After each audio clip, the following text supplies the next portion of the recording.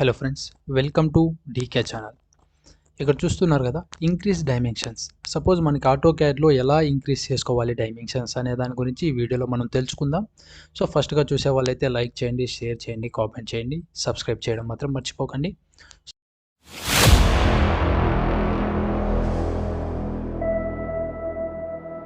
So ఇప్పుడు చూడండి, ఇక్కడ సపోజ్ ఈ డైమెన్షన్ అనేది మనం ఇంక్రీజ్ చేయాలి. సో ఫస్ట్ ఆఫ్ ఆల్ మనం డైమెన్షన్ ఇంక్రీజ్ చేయాలంటే ఇప్పుడు మనం ఒక రఫ్గా ఒక లైన్ కమాండ్ అనేది తీసుకుందాం. So first of all take the line command. So some distance తీసుకుందాం. Okay, enter.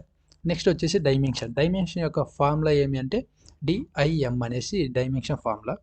So first and last select చేసి ఎంటర్ చేద్దాం. So sorry. Okay, next DIM and command ఇచ్చేసి స్టార్టింగ్ అండ్ ఎండింగ్ పాయింట్ ఇచ్చేసిన తర్వాత enter. So now ఇప్పుడు నాకు ఆ dimension అనేది ఇంక్రీజ్ అవ్వాలి. డైమెన్షన్ ఇంక్రీజ్ అవ్వాలి అంటే మనకి ఇక్కడ డి అనే కమాండ్ యూస్ చేయాలి. డి ఎంటర్, దాన్ని ఫస్ట్ సెలెక్ట్ చేసి ఏదైతే సైజు పెంచుకోవాలో D command enter. Modify enter చేసిన తర్వాత టెక్స్ట్లోకి వెళ్ళి నెక్స్ట్ వన్ టెక్స్ట్ హైట్ అనేది మనకు ఉంటుంది, దాన్ని ఇంక్రీజ్ చేసుకోవాలి. ఇంక్రీజ్ చేసుకుంటే మనకి ఆ వాల్యూ యొక్క సైజ్ అనేది ఇంక్రీజ్ అవుతుంది.